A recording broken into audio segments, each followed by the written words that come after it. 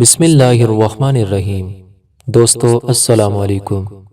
YouTube channel دلچسپ video میں ایک اور نئی دلچسپ ویڈیو کے ساتھ حاضر خدمت ہیں، مگر ویڈیو شروع کرنے سے پہلے ہم آپ سے گزارش کرتے ہیں کہ اگر آپ ہمارے چینل پر نئے ہیں یا ابھی تک آپ نے ہمارے چینل کو سبسکرائب نہیں کیا تو ویڈیو کے نیچے لال رنگ کے بٹن کو دبا کر ہمارے چینل کے سبسکرائبر بن جائیں اور ساتھ دیے گئے گھنٹی کے بٹن کو بھی دبا دیں تاکہ آپ کو ہماری نئی آنے والی تمام ویڈیوز کو نوٹیفیکیشن مسلسل ملتا رہے۔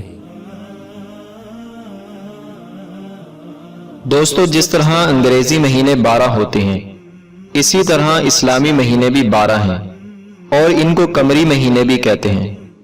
اسلامی پہلا مہینہ محرم الحرام ہے اور آخری مہینہ ذوالحجۃ الحرام ہے، جس میں مسلمان حج کا فریضہ ادا کرتے ہیں۔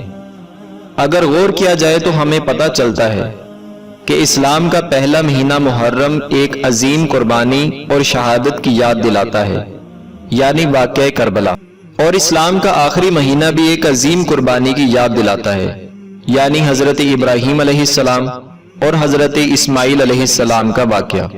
تو پتہ چلا کہ اسلام کا آخر بھی قربانی ہے اور ابتدا بھی قربانی کا درس دیتا ہے۔ واقعہ کربلا ایک انتہائی اہم واقعہ ہے جو کہ 10 محرم الحرام کے دن واقع ہوا اور اس کو یوم عاشورہ بھی کہتے ہیں۔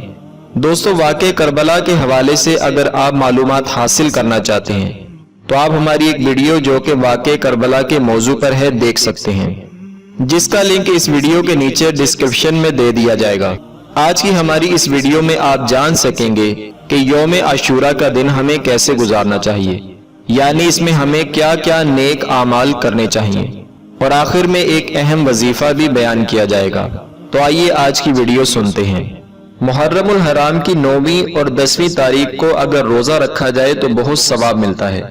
بال بچوں کے لیے 10ویں محرم کو خوب اچھے اچھے کھانے پکائیں تو انشاءاللہ تعالی سال بھر تک گھر میں برکت رہے گی۔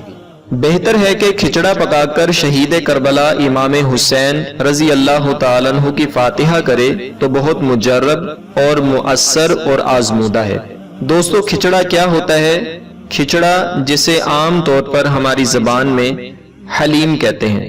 دوستو، حلیم اللہ تعالیٰ کے صفاتی ناموں میں سے ایک نام ہے، لہٰذا حلیم نہیں کہنا چاہیے، بلکہ اسے یا تو آپ کھچڑا کہہ دیں یا پھر دالیم کہہ دیں تو یہ دونوں نام درست ہیں۔